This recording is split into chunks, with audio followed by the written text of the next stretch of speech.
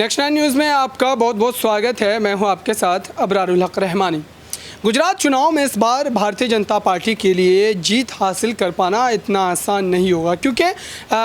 Congress party के बाद अब अरविंद केजरीवाल की पार्टी आम आदमी पार्टी की भी वहाँ पर सियासी एंट्री जो है वो हो गई है। और देखने वाली बात ये होगी कि दरअसल जिस तरीके से लगातार अरविंद केजरीवाल वहाँ पर राजनीतिक सभाएँ कर रहे हैं, उसके बाद क्या जनता का समर्थन उनको मिलेगा या फिर एक बार दिल्ली और पंजाब में अपना सियासी जादू चलाने के बाद मायूसी हाथ लगेगी गुजरात के चुनाव में, ये देखने वाली बात होगी। लेकिन लगातार आक्रामक रवैया जो है वो अरविंद केजरीवाल का इस बात की ओर इशारा कर रहा है कि दरअसल गुजरात चुनाव को लेकर के काफ़ी संजीदा है अरविंद केजरीवाल, और उसका रिजल्ट जो है विधानसभा के नतीजे जैसे घोषित होंगे तो देखने को भी मिलेंगे। दरअसल गुजरात में कांग्रेस पार्टी विपक्षी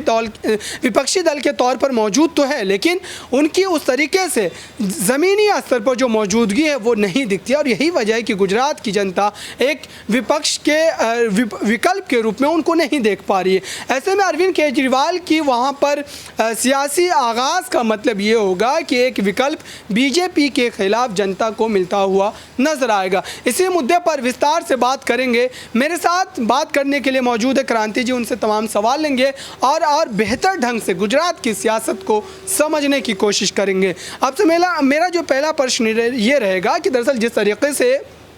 लगातार गुजरात में अरविंद केजरीवाल दौरे कर रहे हैं और लगातार वहाँ पर जनता से संवाद भी उनका हो रहा है, तो क्या इन सब चीज़ों का फ़ायदा उनको जब चुनाव के नतीजे जिस तरीके से घोषित किए जाएंगे उसके बाद क्या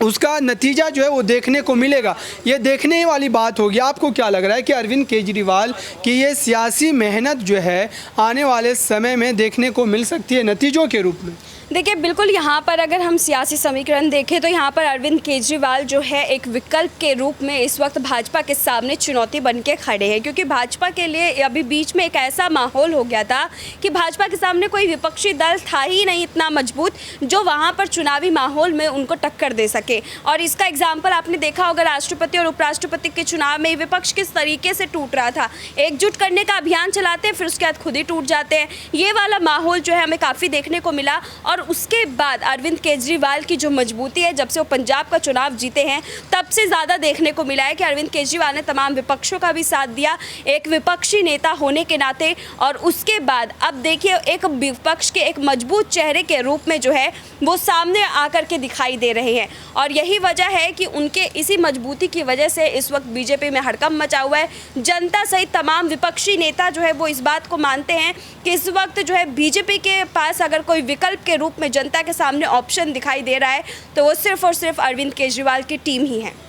बिल्कुल, अरविंद केजरीवाल लगातार जो है जनता के बीच विकल्प बनते नजर आ रहे हैं, लेकिन गुजरात में जिस तरीके से भारतीय जनता पार्टी की स्थिति है वो काफ़ी मजबूत है। और आप समझिए कि गुजरात में बीजेपी को हरा पाना क्या अरविंद केजरीवाल के लिए संभव है, क्योंकि वहाँ पर लगातार जो है 20-25 सालों से बीजेपी की सरकार है और लगातार बीजेपी ने वहाँ पर ख़ुद की स्थिति जो है वो और ज़्यादा मजबूत की है। लगातार दिन ब दिन आप देखें तो वहाँ पर बीजेपी जो है एक तरीके से और ज़्यादा मजबूत स्थिति में एक तरीके से खुद को साबित करी है। तो ऐसे में अरविंद केजरीवाल पहली बार वहाँ पर एक तरीके से चुनाव में जो है एक तरीके से दमखम दिखाते नजर आ रहे हैं। तो पहली बार ही क्या वो गुजरात में ख़ुद को सियासी अपनी हैसियत अगर कहें उनकी तो सियासी हैसियत क्या वो बना पाएंगे? क्या 5 से 10 सीटें उनको गुजरात विधानसभा में मिल सकती है? देखिए, 5-10 सीटें तो आपने बहुत कम बता दिया है। देखिए 5-7 सीटों से तो ज़्यादा ही मिलेगा जब कांग्रेस जैसी पार्टी जो इस वक्त बिल्कुल धराशायी की कगारी पर है उस पार्टी को अगर 50+ मिल सकता है तो यहाँ पर अरविंद केजरीवाल को 60+ तो आराम से मिलता हुआ नजर आ ही रहा है।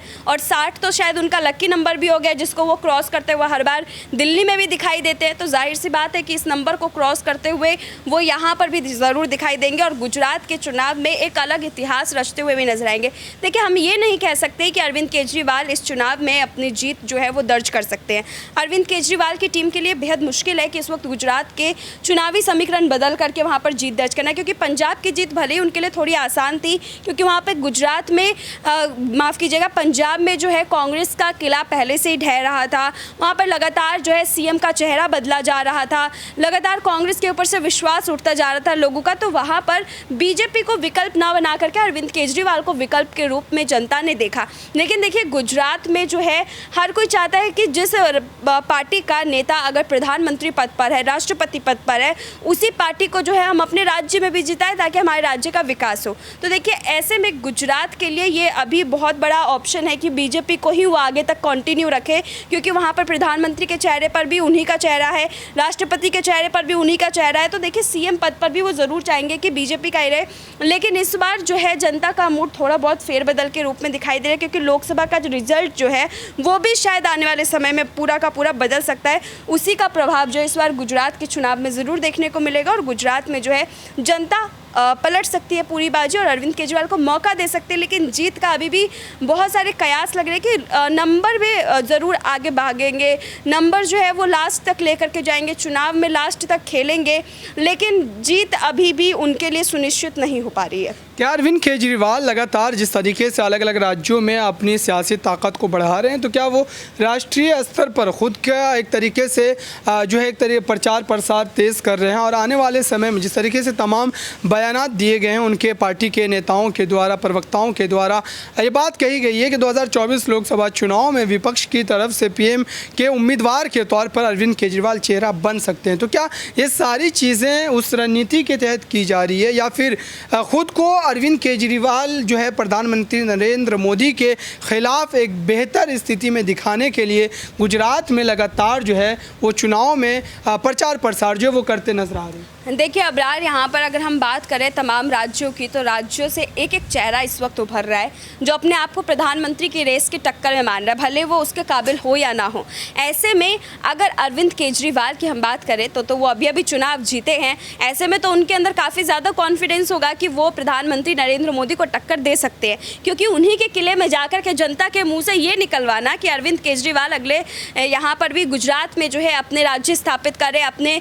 यहाँ पर विकल्प के रूप में सामने आए, तो देखिए उन्हीं के राज्य में पहुंच करके ऐसी बातें निकलवाना, तो इस चीज़ से हम ये चीज़ मान सकते हैं, ये मायने निकाल सकते हैं कि यहाँ पर अरविंद केजरीवाल ज़रूर अपने आप को एक बेहतर दावेदार के रूप में जो है प्रधानमंत्री पद के लिए दिखाई दे रहे होंगे। क्योंकि देखिए ममता बनर्जी, नीतीश कुमार, यहाँ पर अब तमाम नेता आप ले लीजिए, महाराष्ट्र से कितने सारे नेता निकल रहे, शरद पवार जैसे नेता जो इस वक्त गठबंधन से टूटे हैं, गिरे हैं, बिल्कुल कह सकते हैं आसमान से नीचे आए हैं, बावजूद इसके अगर वो इस पूरे मामले पर अपने आप को एक ऐसे रूप में देख रहे हैं कि वो चुनावी पहल के साथ में प्रधानमंत्री पद की दावेदारी रख सकते हैं, तो ऐसे में एक जीतता हुआ नेता तो ज़रूर ये सपने देख रहा होगा।